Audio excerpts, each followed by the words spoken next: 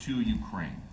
What's going to happen if the United States is in a conflict and we need the Tomahawks? Do we have enough? That's a problem. We need Tomahawks, and we need a lot of other things that we've been sending over the last 4 years to Ukraine. We've been, we gave them a lot. Now we have a different situation. We send it to the European Union. They pay for it and all that, and they have plenty of money.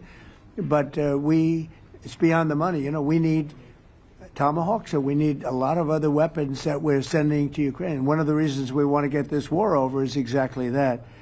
It's not easy for us to give. You're talking about massive numbers of very powerful weapons. So that's one of the things we'll be talking about. Hopefully they won't need it. Hopefully we'll be able to get the war over with without thinking about Tomahawks. I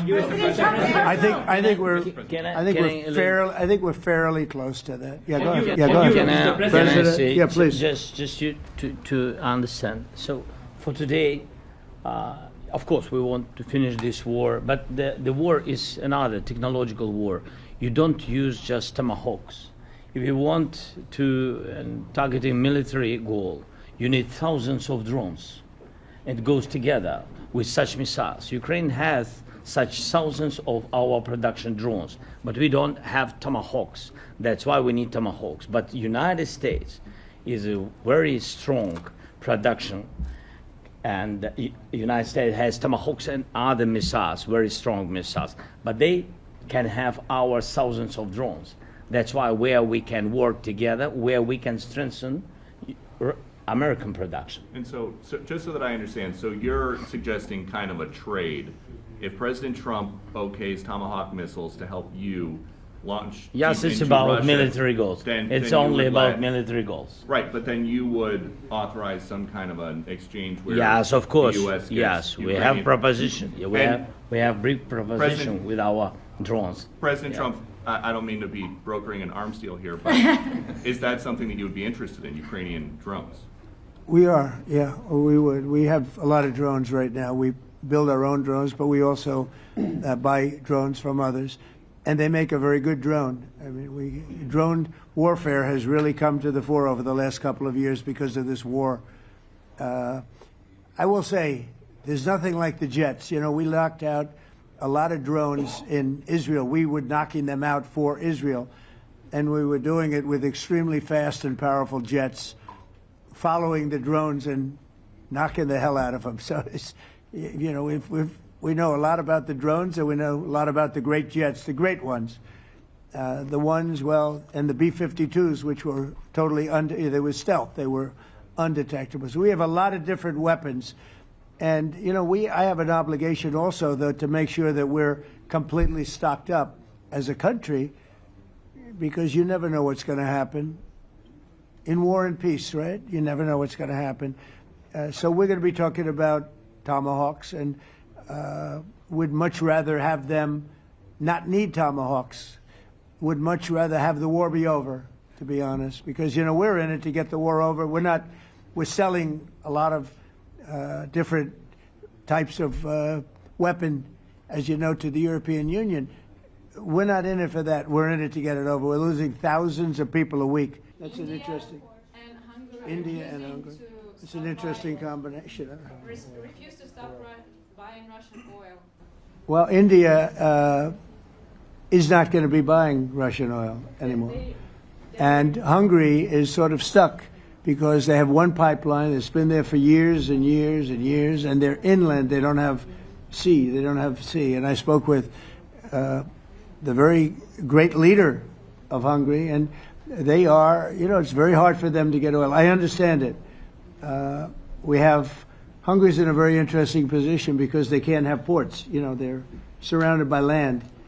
So we'll see what happens there. But India will not be buying oil from Russia. And they've already de-escalated, and they've more or less stopped. They're pulling back. They bought about 38% of the oil, and they won't be doing it anymore. Now all they have to do is get along a little bit. President Trump. Can you give us an update? Leaders do not like each other, and we want to make it comfortable for everybody. Well, I think that President Putin wants to end the war, or it wouldn't be talking this way. I think he wants to end the war. I spoke to him yesterday for 2.5 hours. We went through a lot of details. He wants to get it ended. I think that President Zelensky wants to get it ended. Now we have to get it done. What specific concessions are you willing to make to end this war with Russia? Will you give up joining NATO? Americans have First of all, I think we need to sit and speak. The second point, we need ceasefire. Even now, you see in the Middle East, it's very difficult to hold ceasefire. Everywhere, in every war, it's very difficult. We want peace. Putin doesn't want. That's why we need pressure on him. We will speak with President today what we need. We understand what we need to push Putin to negotiation table.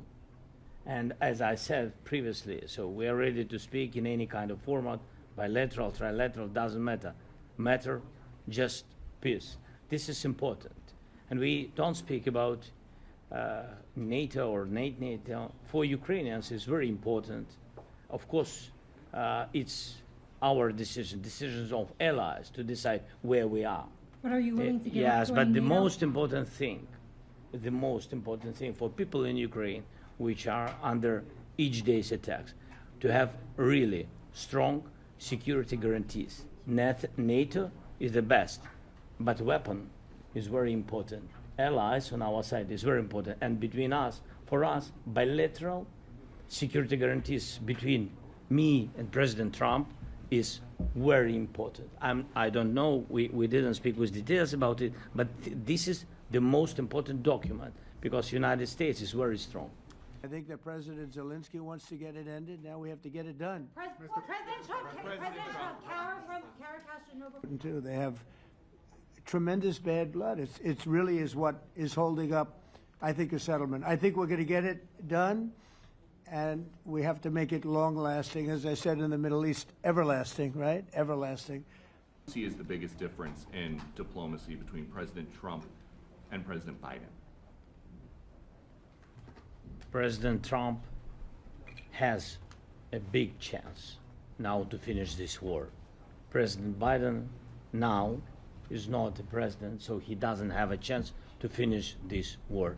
And President Trump is really showed for the world that he can manage ceasefire in Middle East, and that's why I hope that he will do this, and we will also have such big success. For Ukraine, it's a big chance, and I hope that President Trump can manage it. And President Peter? Zelensky, right behind you. When we were in Israel with President Trump earlier in the week, we heard a lot about... 2 weeks ago in New York, when you two met, you said that you think Ukraine could ultimately take back all the territory that it's lost so far. Do you still think that's the case, or do you think there'll have to be some sort of You swap never of know. territories? Look, you know, war is very interesting. You never know, do you? You just never know. With war and peace, but you never know. President Trump,